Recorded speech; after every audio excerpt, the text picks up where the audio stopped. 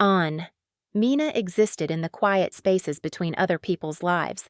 She was a ghost in the machine of the Park family's opulent household, the unseen hand that ensured the crystal was always spotless. The floral arrangements were fresh, and the schedules ran with the precision of a Swiss watch. Her official title was tutor to the family's youngest, a sweet but neglected boy of 10. Her actual role was a tapestry of a dozen other jobs: house manager, personal shopper, amateur therapist, and, most exhaustingly, the silent absorber of the family's casual cruelties. Tonight, the cruelty was less casual. It was the night of the park's annual gala dinner, a monument to their precarious social standing, and Mina had orchestrated the entire affair. For 3 weeks, she had worked 18-hour days. She had negotiated with caterers, charmed florists into providing out-of-season peonies, and placated the perpetually dissatisfied Mrs. Park, a woman whose gratitude was as thin as the porcelain of her teacups. Now, dressed in a simple, severe black dress she had owned for years, her one concession to the formality of the evening, she stood in the service corridor just off the main dining hall. The low hum of polite conversation, the clink of silverware on china, and the distant strains of a string quartet bled through the walls. It was a symphony of success, and she was its invisible conductor. But she felt no pride. She only felt a weariness so profound it had settled deep in her bones, a cold, heavy thing that leached the color from the world. She was tired of being competent in the dark. She was tired of her intelligence being treated as a convenient tool to be used and put away without acknowledgement. She had a degree in architectural history, a mind that saw structure and beauty in the world, but here she was just the help. A useful, quiet, and maddeningly efficient girl who knew her place. The door to the dining hall swung open, not with the swish of a hurried server, but with a hard, deliberate push. Park Daniel stood there, silhouetted against the warm light of the dining room. He was the heir, the golden sun, and the jagged shard in the smooth running of Mina's life. His expensive suit was slightly rumpled, his tie loosened, and his eyes had the glassy predatory sheen of too much wine. He had not updated the file on her. He was working from a version of Mina that had never been accurate, a version that saw her silence as submission, her efficiency as a desire to please him. He had been pursuing her for months with a clumsy, arrogant persistence that she had deflected with polite, sterile professionalism. Tonight, it seemed, his patience had run out. "There you are," he slurred, his voice a low growl that was meant to be intimate but only sounded menacing. "Hiding in the shadows, as usual." Mina did not flinch. She kept her posture straight, her hands clasped loosely in front of her. She was a master of the neutral expression, a canvas wiped clean of emotion. It was a survival mechanism she had perfected over years of enduring men like him. "Mr. Park, is there something you need?" "I need you to stop this nonsense." He stepped into the corridor, letting the door swing shut behind him, plunging them into the stark, fluorescent-lit privacy of the service hall. The sounds of the party became muffled, distant. "This job, this servitude, it's beneath you." He said it as if it were a compliment, a key to a cage he himself had helped to build. "It is my job," she replied, her voice even, the kind of evenness that costs a great deal of effort to maintain. He laughed, a short, ugly sound. "A job? Don't be ridiculous. My parents pay you a pittance. I can give you anything you want." He took a step closer, crowding her against the cold, tiled wall. The smell of expensive wine and cheap entitlement rolled off him in waves. "I'm tired of playing games, Mina. I told my father I'm starting my own venture. I need you with me. Quit tonight." It was not a request. It was a demand, wrapped in the flimsy guise of an offer.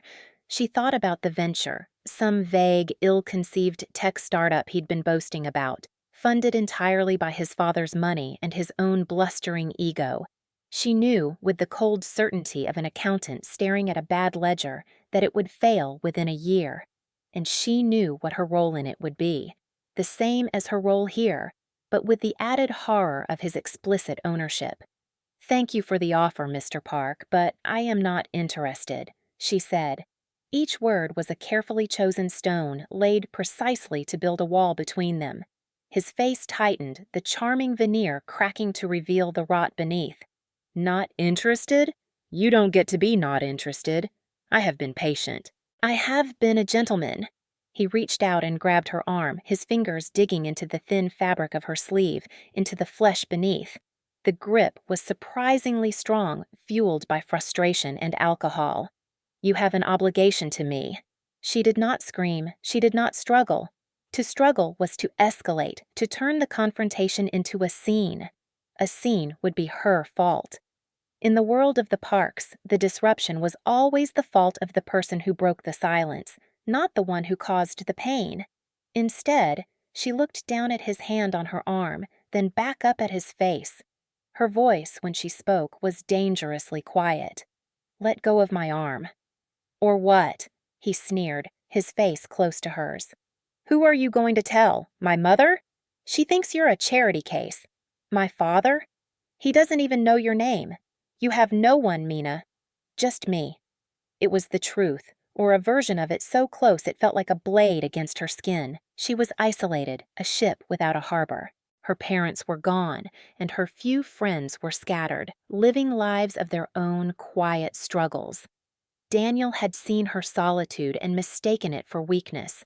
He thought her grace was fragility. He thought her silence was consent. He was wrong. The hand connected with his cheek. It was not a slap born of panic or hysteria. It was a strike of cold, calculated fury. The sound was sharp, a crack that seemed to absorb all other noise in the narrow hallway. It was the sound of a boundary being drawn in flesh, the sound of a final, irrevocable decision. For a heart-stopping second, there was only stunned silence. Daniel's head had snapped to the side. A red bloom was already appearing on his skin. He slowly turned his face back to her, his eyes wide with disbelief, which quickly curdled into a dark, terrifying rage. "You," he whispered, the word a ragged exhalation of fury. He raised his other hand, and in that split second, Mina knew. She had crossed a line from which there was no return. She braced herself for the impact, her body tensing, her gaze locked on his. This was it. The breaking point, the moment the quiet endurance shattered into open violence. The blow never landed. The door to the dining hall opened again, not with a push, but with a slow, silent swing. A figure stood there, a man whose stillness was more commanding than any shout. The warm, golden light of the dining room spilled in around him, framing him in a way that felt biblical, like an arbiter of judgment stepping out of a painting. It was Kang Jae-wook. He was the guest of honor, the linchpin of the evening, a man whose name was spoken in hushed, reverent tones in the circles the Parks desperately wanted to join. He was the chairman of Tayson Holdings, a corporation with interests so vast and shadowy they were the subject of constant, fearful speculation. He was not just new money, he was a different kind of money altogether, the kind of money that didn't ask for things, the kind that reshaped reality to its will. He had been seated at the head of the table, a silent, watchful presence in a flawlessly tailored charcoal suit. He had barely spoken all evening, his attention seeming to drift, but Mina had felt his gaze on her more than once. It was not the leering gaze of other men, it was something else. Analytical, appraising. The look of a master jeweler examining a stone to determine its true nature. Now, that gaze was fixed on the scene in the hallway. It was cold, flat, and utterly devoid of surprise. He was not reacting to the situation. He seemed to be confirming something he already knew. The entire atmosphere of the party behind him had changed. The murmur of conversation had ceased. The string quartet had faltered into silence. It was as if his simple act of standing and walking to the door had sucked all the air out of the room. Every person at that table was now staring, frozen, at the drama he had just illuminated. Kang Jae-wook did not look at Mina. His eyes were locked on Daniel. His expression did not change. He did not rush. He was not performing. There was a terrifying economy to his presence. He simply was. And his being there changed everything. Daniel froze, his hand still raised, his face a mask of shock and dawning horror. He was caught, not just by a witness, but by the witness, the one man in soul he could not afford to offend. His arrogance evaporated, replaced by a pathetic, scrambling fear. He snatched his hand back as if burned. Jae-wook took one slow step into the corridor. His shoes made no sound on the tiled floor. He was a creature of absolute silence and control. "Let go of her," he said. His voice was low, a quiet baritone that did not carry far, yet it seemed to shake the very foundations of the building. It was not a request, it was not a command. It was a statement of a foregone conclusion, the kind of silence that doesn't echo, the kind that settles. Daniel, who had already let go, flinched as if the words themselves were a physical blow. He stumbled back, pressing himself against the opposite wall. "Mr. Kang," he stammered, his voice cracking. "This is a misunderstanding. We were just talking." Jae-wook's gaze finally flickered to Mina. It was a brief, assessing glance. He saw the faint tremor in her hands, the fierce, defiant pride in her eyes, the way she held her body rigid with control. He saw everything, and then his eyes moved back to Daniel, and what little warmth might have been there vanished completely. It was like watching a winter sea freeze over in an instant. "You were not talking," Jae-wook stated, the words clipped and precise. He turned his head slightly, a minimal gesture toward the dining room. "Choi." From the periphery, another man in a dark suit materialized. Mr. Choi, Jae-wook's ever-present assistant. He moved with the same silent efficiency as his employer. He had not been there a second ago, and now he was. His face was a polite, impassive mask. "Sir," Mr. Choi said, his voice a low murmur. "Mr. Park is leaving," Jae-wook said, his back now partially to Daniel, as if the man no longer warranted his full attention. "See him out." "But, my father, the dinner," Daniel sputtered, his panic rising. This was a public humiliation of the highest order. "The dinner is concluded," Jae-wook said, and with that single phrase he vaporized weeks of the Park family's social climbing. He had passed judgment. The evening was a failure. By extension, the Parks were a failure. Mr. Choi and another man, who seemed to have emerged from the very shadows of the corridor, flanked Daniel. They did not touch him aggressively. Their presence was enough. It was a cage of quiet professionalism. Daniel looked from them to Jae-wook, his eyes pleading. He found no mercy there, only a profound, chilling indifference. He was no longer a person to Kang Jae-wook. He was simply an obstacle that was being removed. As they guided the now limp and defeated Daniel away, down the service corridor and out into the night, Jae-wook turned his full attention to Mina. The silence in the hallway was absolute.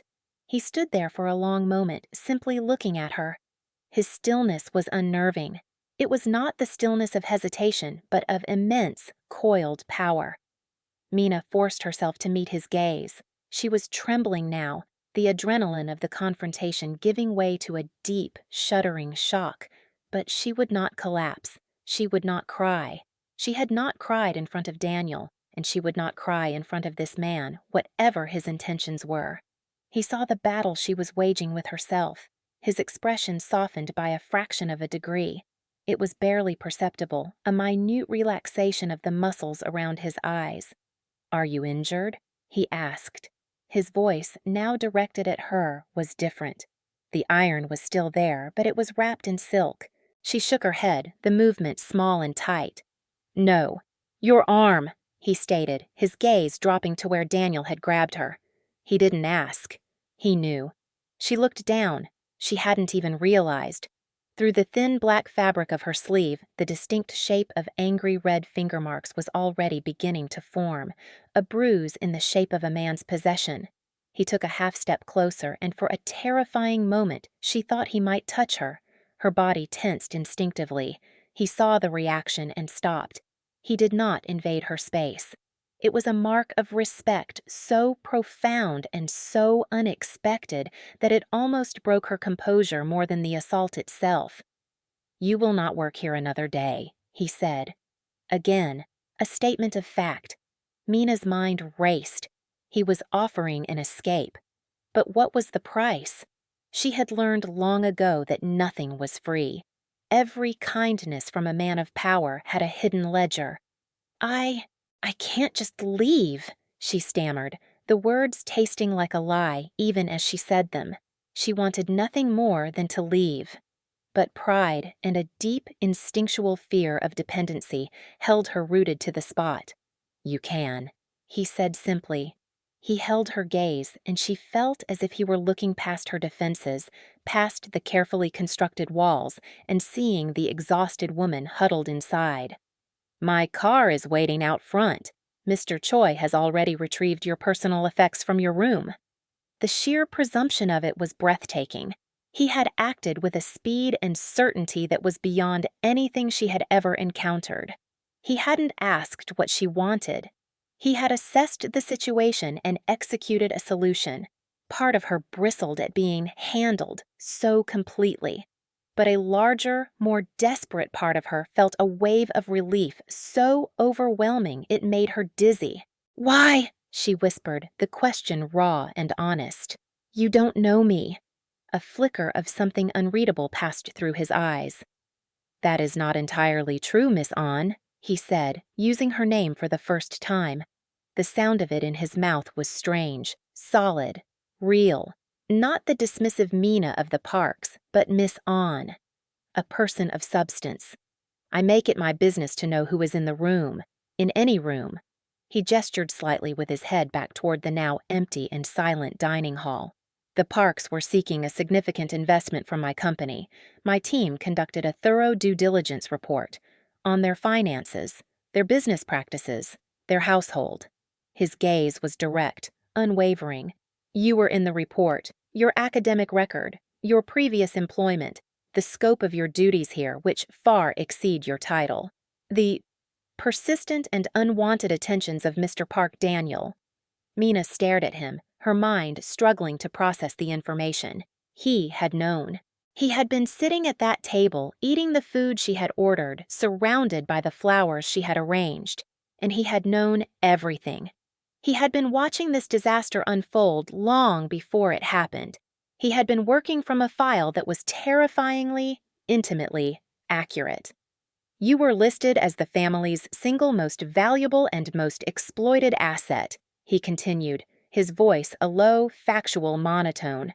"The analysis concluded that without your management, the Park household, and by extension their social and business networking, would collapse within 6 months. He paused. "I found the analysis compelling. She was a line item in a corporate report, a strategic asset.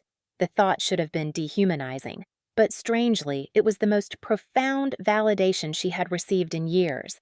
He hadn't seen a pretty girl to rescue. He had seen a competent professional being criminally undervalued. He had seen her worth. My car," he repeated, his voice gentle but firm. "It is a black sedan. The driver knows who you are." He did not offer to escort her. He did not presume to touch her or guide her. He simply gave her the information and trusted her to act. He was giving her the illusion of choice, but it was a choice with only one logical outcome. He stepped back, melting into the shadows of the corridor, leaving the path to the front door clear. He was giving her space to breathe, to make the decision her own. For a moment, she stood frozen. Then she took a breath, a deep, shuddering breath that felt like the first she had taken in years. She turned her back on the service corridor, on the ruins of the dinner party, on the entire life she had been enduring. She walked, not ran, through the grand, silent foyer of the Park residence, her head held high. She did not look back. The front doors were open. A cool night breeze washed over her.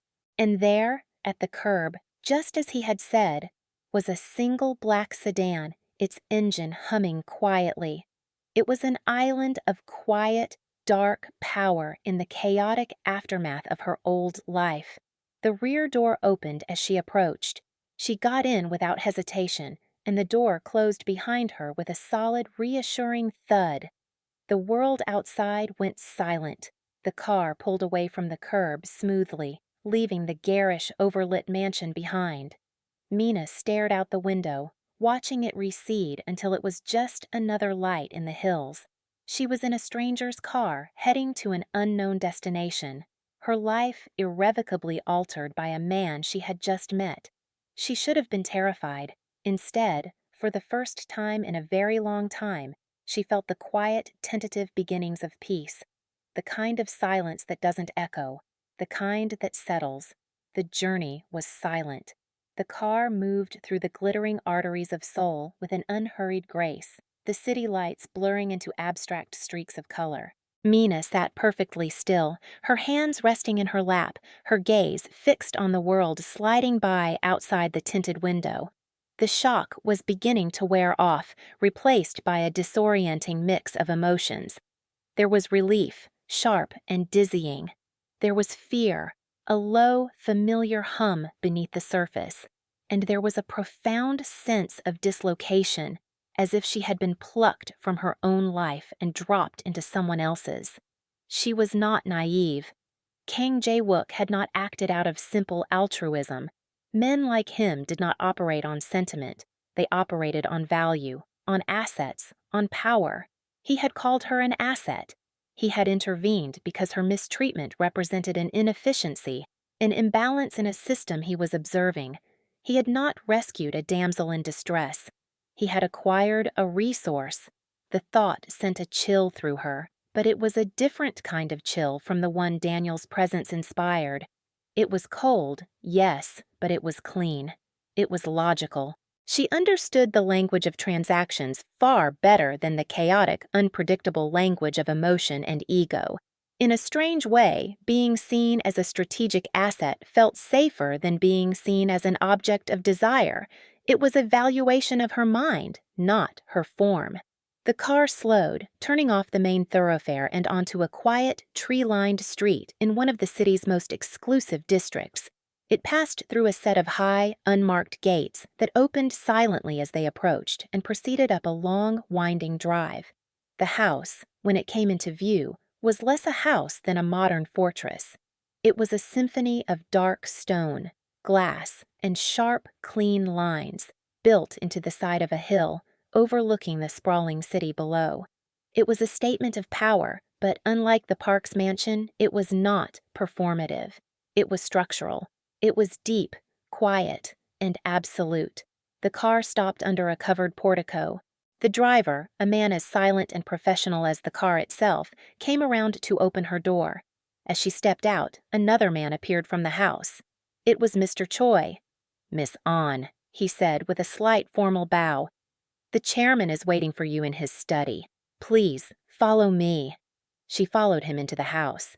The interior was as breathtaking and severe as the exterior. Vast, open spaces, soaring ceilings, and entire walls of glass that framed the city lights like a living work of art. The furnishings were minimal, exquisite, and arranged with an architect's precision. There was no clutter, no personal effects. It was less a home than the headquarters of a very private, very powerful nation of one. Mr. Choi led her to a pair of large dark wood doors and knocked once, a soft, respectful tap. A low voice from within said, "Enter." Mr. Choi opened the door and gestured for her to go inside, then closed it silently behind her, leaving her alone with Kang Jae-wook. The study was vast, lined with floor-to-ceiling bookshelves that were filled not with decorative volumes, but with what looked like thousands of identical custom-bound black ledgers. A massive desk of polished black granite sat before a window that took up the entire far wall, offering a panoramic view of Seoul. Kang Jae-wook was not behind the desk. He stood by the window, his back to her, looking out at the city.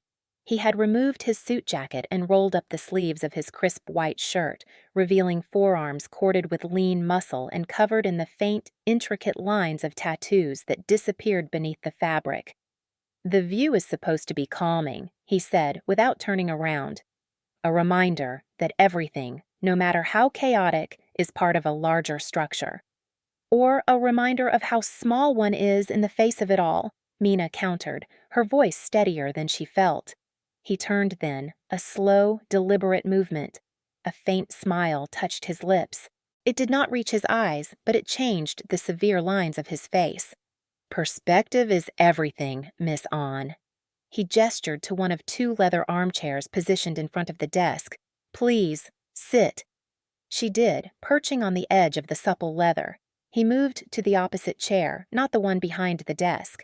It was a subtle but significant choice. He was not positioning himself as her superior. He was meeting her as an equal. A guest room has been prepared for you, he said. You are welcome to stay as long as you need to decide what you want to do next. What I want to do next, she repeated, the words feeling foreign. For years, her life had been about reacting, surviving, enduring.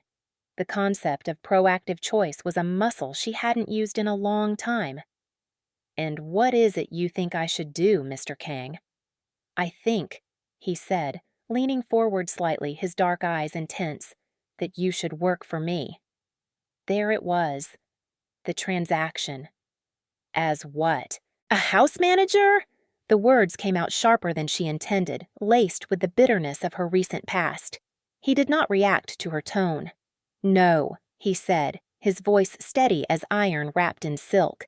My mother's foundation is acquiring and restoring a number of historically significant properties throughout the country.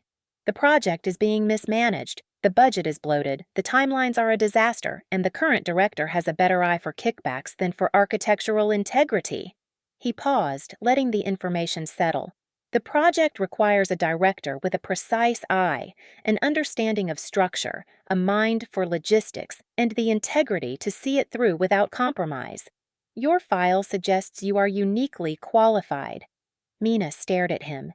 He was offering her a job that perfectly matched her abandoned degree, her secret passion. It wasn't a handout. It wasn't charity. It was a position that required her specific high-level skills. He had not just seen her competence. He had understood the nature of it. You read my university thesis? She asked, astonished. The structural symbology of Silla dynasty fortifications. A very impressive piece of work, he confirmed without a hint of irony. You argued that the placement of every stone was a form of communication, a language of power. He saw her. He had seen the person she had been before the world had ground her down into someone who just managed grocery lists and placated insecure socialites. The recognition was so sudden, so total, that it felt like a physical impact. I don't leave because things become complicated, Mr. Kang, she said, her voice low but firm. It was important that he understand this. She was not a victim fleeing a scene. I left the park residence tonight because a line was crossed that could not be uncrossed. But I am not a person who runs from difficulty. I know, he said. That is another quality detailed in the report. It is why you stayed for 3 years in an untenable position. You have a high tolerance for complication. He leaned back in his chair. My life is complicated. I require people around me who do not run. It was a warning and a promise, all in one. He was offering her a sanctuary, but it was a sanctuary in the heart of a storm. His world was one of deals and debts, of power plays and hidden violence. She would be trading the petty tyranny of the parks for the grand, dangerous machinations of a man who was, by all accounts, a sovereign in the city's underworld. But there was a difference. Daniel's power was hollow, performed. It was the blustering of a weak man who needed to dominate others to feel strong. Jaewook's power was the opposite. It was deep, quiet, structural. He did not need to perform it. It was simply a fact, like gravity. And in his world, competence was the currency. It was a language he understood and respected. I will need a contract, she said, the words surprising her with their own boldness.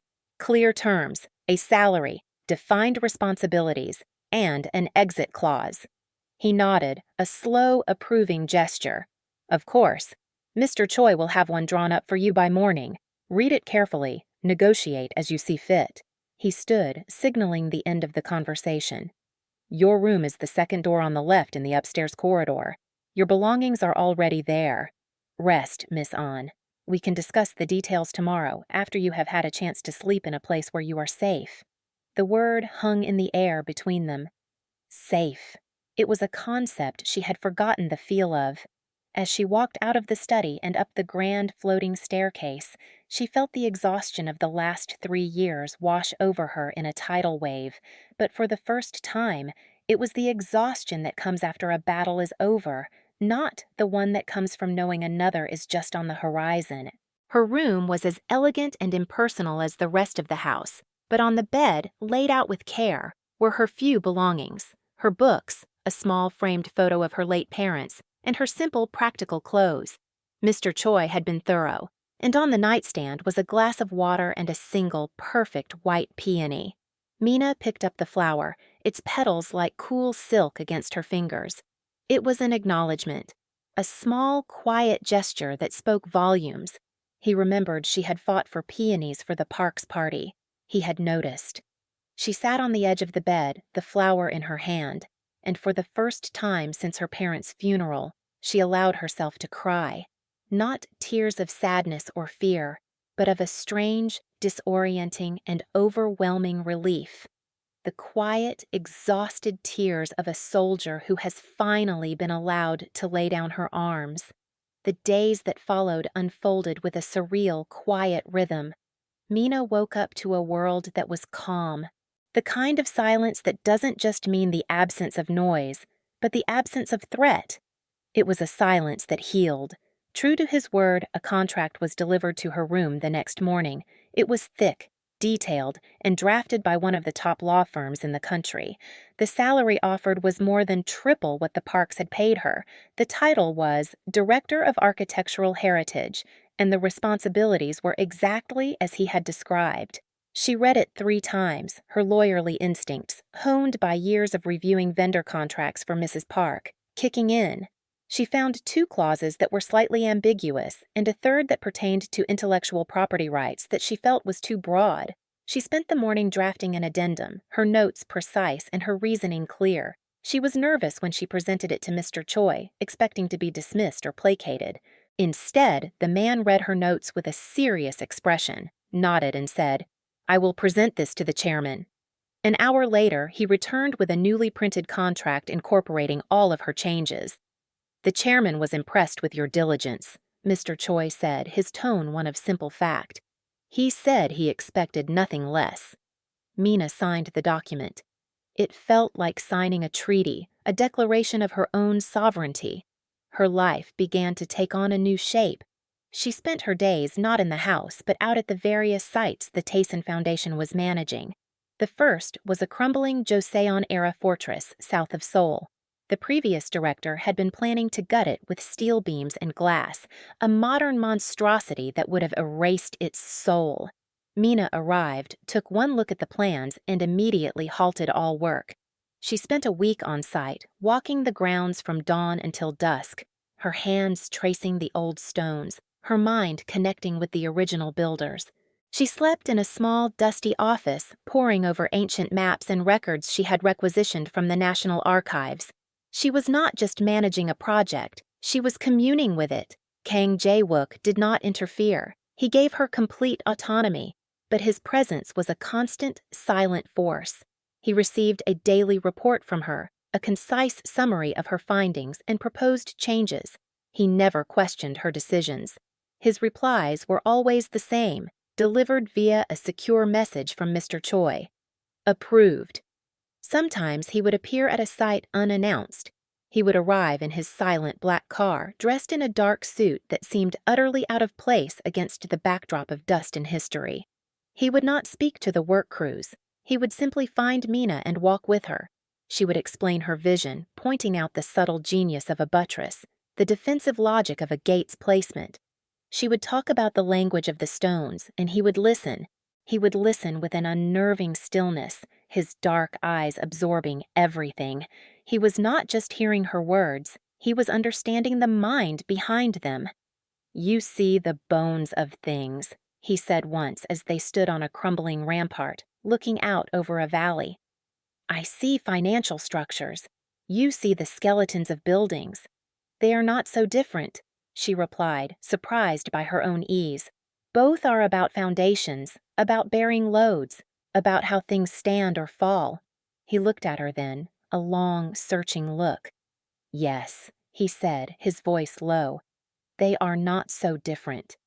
They began to share meals in the evenings, not in the grand formal dining room, but in the quiet minimalist kitchen. Sometimes she would cook, simple dishes from her childhood. He would sit at the kitchen island watching her, a silent observer.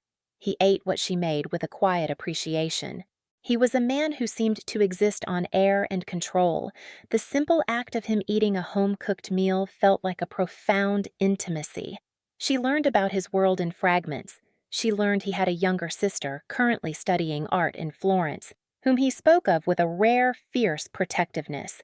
She learned his mother, the formidable Chairman Kang of the Taeson Foundation, was the true iron fist of the family, a woman whose approval he still sought in his own quiet way. She also saw the other side of his life, the men with scarred faces and silent feet who came and went from his study, the late-night phone calls where his voice would drop to that low, lethal calm she had heard in the corridor of the Parks' house. She knew he was a dangerous man. His quiet was the quiet of a panther, not a lamb, but his danger was never, ever directed at her. With her, he was a fortress. He was safety. It was a disorienting paradox to find peace in the heart of such power. Meanwhile, as Mina was building, Jae-wook was dismantling. He did it quietly, without fanfare. He never spoke of it to her, but she saw the ripples. A short news item about the Park Corporation's stock plummeting after a major investor pulled out.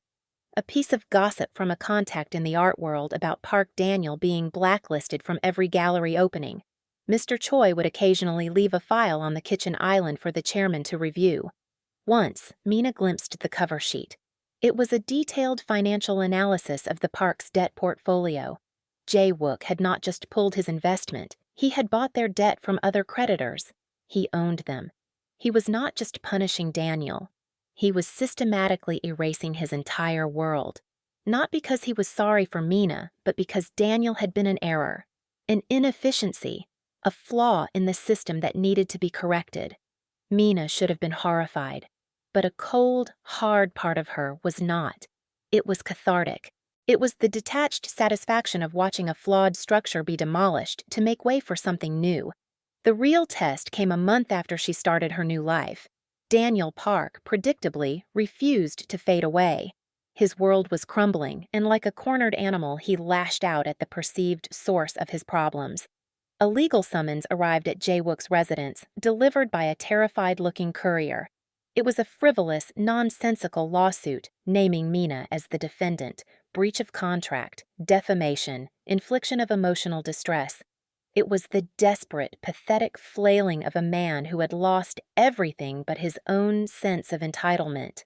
Mina read the document, her hands steady. A year ago, this would have destroyed her. The legal fees, the public humiliation, the sheer stress of it would have been insurmountable. Now, she just felt a distant, cold pity. He still didn't understand. He was a man playing checkers against a grandmaster of chess. She took the papers to Jae-wook's study. He was on the phone, his back to her. He was speaking in low, rapid Korean, his voice clipped and authoritative. He motioned for her to enter and sit. She waited. He finished his call and turned to her. "A problem?" She slid the legal documents across the vast granite desk. "An annoyance." He picked them up, his eyes scanning the pages with an almost bored expression. He read through the litany of baseless accusations. His face remained impassive, but a muscle feathered in his jaw. It was the only sign of his anger. He placed the papers back on the desk, perfectly aligned with the edge. "He is working from a version of reality that has expired," he said, echoing her own thoughts from that night in the corridor. "He believes he still has leverage. He believes you are unprotected." "What will you do?" she asked. "I will do nothing," he said. "My legal team, however, will be thorough." He looked at her. "This will not touch you. It will be handled. I want you to focus on your work, the fortress at Ganghwa. I have approved the new budget. I trust your judgment. He was redirecting her, insulating her. He was treating Daniel's last desperate attack as a minor administrative issue, a piece of dust to be swept away by his staff.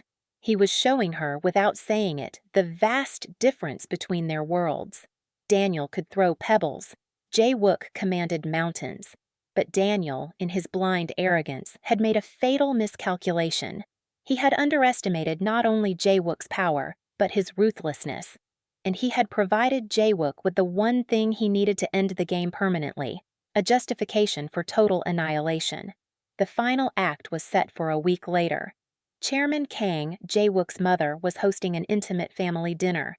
It was an annual tradition, a gathering of the core Kang clan and their most trusted allies.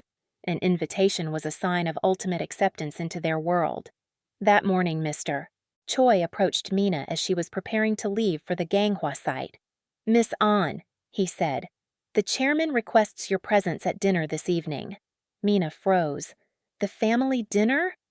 I don't think that's appropriate. I'm an employee." "It was not a request," Mr. Choi said, his face unreadable but his tone leaving no room for argument. "A car will be ready for you at 7. The dress code is formal." A knot of anxiety tightened in her stomach. This was a test, a formal presentation. She would be judged by the matriarch, a woman reputed to be as sharp and unyielding as forged steel. To be found wanting would be a disaster. She spent the day distracted, her mind far from the Joseon-era stones. In the late afternoon, she returned to the house. Laid out on her bed was a dress box from a designer so exclusive they didn't have a storefront. Inside was an evening gown of deep emerald silk. It was architecturally precise, with clean lines and a structure that was both elegant and severe. It was a dress that communicated power. It was a dress he had chosen for her. It was a uniform for the battle to come. When she came downstairs at 7, he was waiting at the bottom of the staircase. He was in a dark blue suit that was almost black, the tailoring so perfect it seemed a part of him. He looked at her, his eyes traveling from the simple, elegant twist of her hair down to the hem of the gown. He did not smile, but his gaze was filled with a quiet, profound approval. "Emerald is your color," he said. It was the closest he had ever come to a personal compliment. "It is a beautiful dress," she replied, her voice a little breathless. "Thank you." "It is a beautiful dress for a brilliant woman," he corrected her, his voice low. "Do not thank me. Just own it." The dinner was held in a private room at one of Seoul's most exclusive restaurants. The room was hushed, opulent, and filled with the quiet, confident hum of old power. At the head of the long polished table sat Chairman Kang. She was a small bird-like woman in her late 60s, her hair a perfect silver coif, her eyes as bright and sharp as chips of obsidian. She radiated an authority that made her sons seem almost boyish in comparison. Jae-wook introduced Mina simply. "Mother, this is Miss An Mina. She is the new director of the Heritage Foundation." Chairman Kang's eyes swept over Mina, a quick, dismissive appraisal. "Ah, yes, the girl from the Park House, the help." The words were spoken quietly, with a faint, dismissive smile, but they landed on the table with the force of a gavel. A cold silence fell over the room. The other family members shifted uncomfortably. Jae-wook's face became a mask of ice. He had not anticipated this. He had not updated his file on his own mother's capacity for casual cruelty. Before he could speak, Mina met the old woman's gaze directly. Her heart was hammering, but her voice was steady. "I was chairman," she said, her tone polite but firm. "But my employment there has been terminated." Chairman Kang raised a perfectly sculpted eyebrow, intrigued by the girl's lack of deference. "So Jae-wook tells me he has taken an interest in you." The implication was clear, and it was ugly. The tension in the room was thick enough to cut with a knife. This was the test, and Mina felt herself failing. She was being defined not by her competence, but by a man's interest. It was at that precise moment that the doors to the private room burst open. Park Daniel stood there, his face flushed, his suit looking cheap and ill-fitting in the opulent surroundings. He was drunk, but it was the wild, desperate drunkenness of a man with nothing left to lose. His eyes, burning with a feverish rage, scanned the room and fixed on Mina. "There you are," he snarled, pointing a shaking finger at her. "Hiding with your new protector. Did you think I would just disappear?" Jae-wook's security team, who had been posted discreetly outside, moved in immediately, but Jae-wook held up a single calm hand. He stopped them. He was going to let this play out. This was the final piece of his plan, arriving right on cue. Daniel stumbled into the room, his gaze wild. He ignored Jae-wook completely, his entire being focused on Mina. "You ruined me!" he screamed, his voice cracking. "You owe me! You think you can just walk away and play the grand lady? You are nothing! You were my father's charity case, and you are his whore." The room was utterly silent, save for Daniel's ragged breathing. Chairman Kang stared, her lips a thin, hard line. She was not shocked by the outburst. She seemed to be observing a distasteful but fascinating scientific experiment. Mina did not flinch. She sat perfectly still, her back straight, her hands in her lap. She felt a strange, cold calm descend upon her. She looked at this pathetic, broken man, and she felt nothing. No fear, no anger, just a vast, empty pity. Daniel took another stumbling step forward. "I filed a lawsuit. Did you see it? I'll drag you through the mud. I'll tell everyone what you are. You have an obligation to me. You are mine." He was about to take another step when Jae-wook finally spoke. His voice was not loud. It was a soft, conversational murmur, yet it cut through the tension like a shard of ice. "Sit down, Daniel," he said. The quiet command was so at odds with the screaming rage of the moment that Daniel actually stopped, confused. He turned to look at Jae-wook, who had not moved from his seat. He was casually swirling the wine in his glass, his expression one of mild boredom. "You think you can protect her?" Daniel spat. "You don't know what she is." "Oh, I know exactly what she is," Jae-wook replied, his voice dangerously smooth. "She is the woman who is about to own your house." He took a calm sip of his wine. "And your father's company, and you." Daniel stared at him, his drunken brain struggling to parse the words. "What are you talking about?" Jae-wook placed his wine glass down with a soft click. He reached into his jacket and pulled out his phone, placing it on the table. He swiped the screen and then turned it to face Daniel. On the screen was a series of legal documents, corporate acquisition filings, and bank transfer confirmations. "As of 9 a.m. this morning," Jae-wook began, his voice a quiet monologue of absolute destruction. "Taeson Holdings completed its acquisition of a controlling interest in your father's primary creditor. We own his debt, all of it. The mortgage on your family home in Pyeongchang-dong reverted to us upon default, which occurred yesterday." He swiped the screen again. "Your little tech venture. I bought it last week for pennies on the dollar through a shell corporation.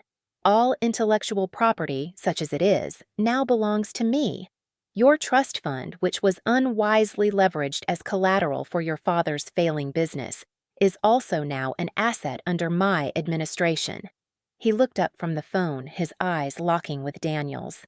The last vestiges of warmth were gone. His gaze was as empty and cold as a winter tomb. "You filed a lawsuit against Miss An," Jae-wook continued, his voice dropping even lower. "My lawyers have filed a countersuit. For harassment, for the assault which was witnessed by 24 of this city's most influential people, and for the financial damages incurred by the abrupt termination of the investment dinner you so spectacularly ruined." He paused. "The damages we are seeking are, coincidentally, the exact remaining value of your father's personal assets. He will be bankrupt by Tuesday." Daniel's face had gone from red to a pasty, sickly white. His mouth opened and closed, but no sound came out. He was looking at the phone, at Jae-wook, at the architecture of his own complete and total ruin laid out for him on a dinner table. "You were a rounding error in my accounts, Daniel," Jae-wook said, his voice laced with a terrifying finality. an insignificant pest, but you chose to make yourself a problem for someone I value." He gestured almost imperceptibly toward Mina. "So I have corrected the error. You no longer exist in any world that matters. You have no money, no influence, no future. You are less than nothing." The words hit Daniel like a physical force. His legs gave out from under him. He dropped to his knees on the expensive carpet, a choked, guttural sob tearing from his throat. The arrogant tyrant collapsed into a weeping child. He began to beg, the words incoherent, pathetic. He begged Jae-wook. He begged the silent, watching table. He even turned his tear-streaked face to Mina, his hands clasped as if in prayer. Jae-wook watched him for a moment longer, his face a mask of utter contempt. Then he gave a short, sharp nod to his security team. They moved in, lifted the sobbing broken man to his feet, and dragged him from the room. The doors closed, and a profound silence fell once more. The entire table was frozen, staring at Jae-wook. He had just vivisected a man's life as calmly as if he were ordering dessert. Then Chairman Kang spoke, her voice sharp. "Well," she said, dabbing her lips with a napkin, "he seems warm." The dry wit of it was shocking. She looked at her son. Then her gaze shifted to Mina. The dismissive contempt was gone, replaced by a new, sharp, and deeply calculating respect. She had just witnessed a demonstration of her son's power, and she had seen who had inspired it. Jae-wook ignored the comments of his family. He turned his full attention to Mina. The room, the world, seemed to shrink until it was only the two of them. "My mother," he said, his voice soft but carrying in the stillness, "asked who you are." He looked directly at Chairman Kang, a silent challenge in his eyes. "She is not the help, Mother. She is the architect of the Foundation's most important project. She has more integrity and intelligence in her little finger than that man had in his entire pathetic life." He held his mother's gaze for a beat longer. Then his eyes returned to Mina's. The look in them was no longer just respect or appreciation. It was something deeper, something fiercely protective and possessive, but not in the way Daniel had been. It was the possession of a king choosing his queen, a recognition of an equal. "She has been the most capable person in every room she has ever been in, including this one," he continued, his voice resonating with absolute conviction. "And she is my partner." Then he did something that stunned the entire room, including Mina, into absolute silence. He reached into his pocket and produced a small, velvet box. He opened it. Inside, resting on a bed of black silk, was a ring. It was not a huge, ostentatious diamond. It was an emerald, a deep, flawless green, cut in a severe architectural square, flanked by two simple baguette diamonds. It was a ring that spoke of quiet power, of structure, of a beauty that was deep and true. It was a ring that looked like her. He did not get down on one knee. He was not performing a proposal. He simply took her left hand, which was resting, trembling slightly, on the table. His touch was warm and firm, and he slid the ring onto her finger. It was a perfect fit. "Now," he said, his thumb stroking the back of her hand, his eyes never leaving hers. "You are my fiancé, and no one will ever mistake your position again." Mina looked down at the ring. The emerald caught the light, glowing with a deep inner fire. It felt cool and heavy on her finger. A brand, a shield, a contract. She looked up at him, at his intense, unreadable face. There were 1,000 things she should say, 1,000 questions she should ask, but all that came out was a single, whispered word. "Why?" "Because I do not acquire assets I am not prepared to protect with my entire being," he said simply, "and because my world is complicated, and you do not run." A slow smile touched Mina's lips, a real one that reached her eyes and lit them from within. The weight of years of quiet endurance, of being underestimated and undervalued, finally, blessedly, lifted. It was not a fairy tale. It was not a passionate romance. It was a treaty, A merger, an alliance forged in crisis and sealed in respect, and it felt more real and more powerful than any love story she had ever imagined. She was not just safe, she was seen, she was valued, she was home. Later that night, they stood on the balcony of his penthouse, the city sprawling beneath them like a carpet of fallen stars. The cool night air felt clean against her skin. She held a glass of water, her other hand resting on the cool stone of the railing. The emerald on her finger felt like a part of her now, a permanent anchor. Jae-wook stood beside her, not touching, but his presence was a solid wall of warmth and security. For a long time, neither of them spoke. The silence was comfortable, filled with the unspoken events of the evening. "My mother is already annoyed," he said finally, his voice a low rumble. "She gets that from you." Mina turned to him, an eyebrow raised. "She's annoyed at me?" "She is annoyed that she misjudged you so completely," he clarified. "In her world, that is a significant failure. She respects you now, which means she will be twice as difficult." Mina laughed, a soft, genuine sound. "I think I can handle her." "I have no doubt," he said. His gaze was soft in the city lights. "Mina, what I did tonight, the ring, it was not a performance.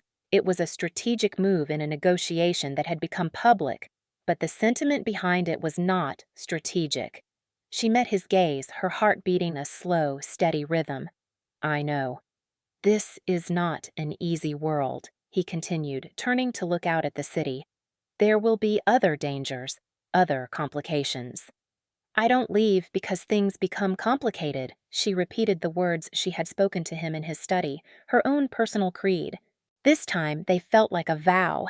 He finally looked at her, and for the first time she saw a raw vulnerability in his eyes, the king showing a sliver of the man. "I am not an easy man, Mina." "And I am not an easy woman, Jae-wook," she replied, using his first name for the first time. It felt right. Equal. "I require contracts. I make notes. I have opinions." A true, genuine smile spread across his face, reaching his eyes and making them shine. It transformed him. "I'm counting on it." He reached out and gently took her hand, his fingers lacing through hers. His touch was no longer just a promise of safety, but a promise of partnership. They stood there together, two complicated, formidable people who had found in each other a matching strength. It was not a beginning born of whispered sweet nothings, but of shared silence, mutual respect, and the quiet, unshakable knowledge that they were stronger together. Looking out at the vast, sprawling city, Mina An took a slow, deep breath. The past was a demolished building. The future was a blueprint she would now draw herself, with a partner who understood the language of stone and steel, of power and permanence. And for the first time in her life, she felt the exhilarating, terrifying, and profoundly peaceful certainty of standing on solid ground.